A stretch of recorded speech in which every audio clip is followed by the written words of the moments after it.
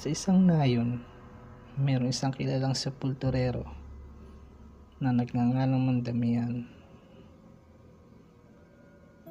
Ang mga taga-nayon ay may takot sa kanya dahil sa madalas na mapag-isa ito at tahimik lamang.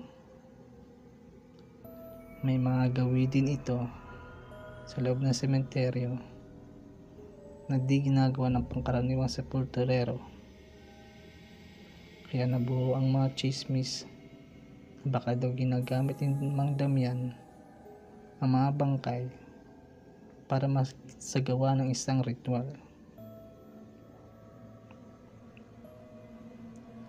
Isang araw, may isang dalagitang di sadyang nakapakinig sa usapan ng mga taga-nayon ang nagngangalang Isabel. Dahil sa lakas ng boses ng mga naguhuntahan ay di napigilan ni Isabel na magtanong sa mga ito.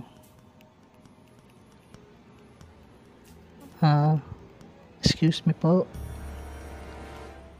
Yung chismis nyo ba kayo Mang Damian ay meron kayong ebidensya? Kasi kawawa naman po yung tao kung sabi-sabi nyo lang po yung mga pinagkakalat nyo.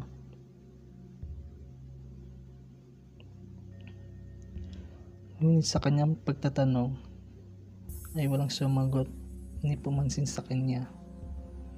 Kaya kagad siya naglakad papalayo sa mga naguhuntahan.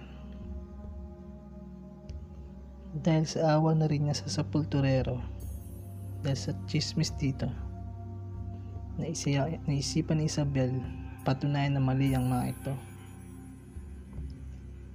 Kaya isang araw, naisipan niya na patagong subaybayan si Mang Damian sa loob ng sementeryo.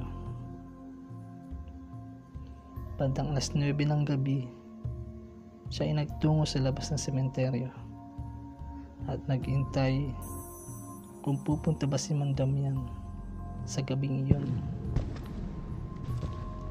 Sa di kalayuan, natanaw niya ang sepulturero na naglalakad. Sa kanyang pagsunod dito, di mapigilan ni Isabel ang pagbilis ng pagtibok ng kanyang puso dahil sa magkahalong excitement at takot na kanyang nararamdaman.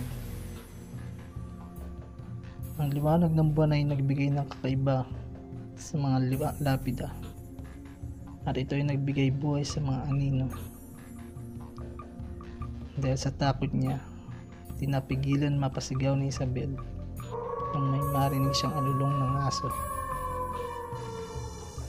Kagad siya naghanap ng matataguan, ngunit huli na ang lahat. Ang namalayan niya na sa direksyon niya nakatingin si Mang Damian. Ngunit sa di mapaliwanag na dahilan ay hindi siya pinansin ng sepulturero. At dali-dali ito nagpatuloy sa paglalakad. Nang marating ni Mang Damian ang isang puntod, ay huminto ito sa tapat nito.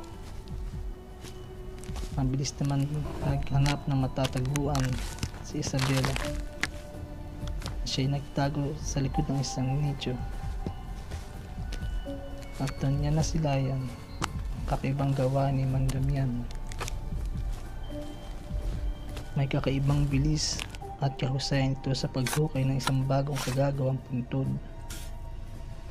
Habang nagmumula sa kanyang bibig ang mga di karaniwang salita.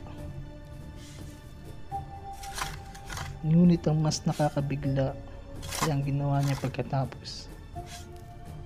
Mula sa ilalim ng lupa, inilabas niya ang isang kahon. Ngunit ito ay hindi pangkaraniwan. Ibinukas ito ni Mang Damian at doon niya nakita ang katawan ni Isabel. Hindi na humihinga, subalit waring buhay na buhay pa rin. Hindi napigilan ni Isabel ang pagdapon ng kanyang kamay sa kanyang dibdib. Nang nakita niya ang katawan na iyon ay ang kanyang sariling bangkay. Siya ay di makapaniwala sa nasasaksiyan.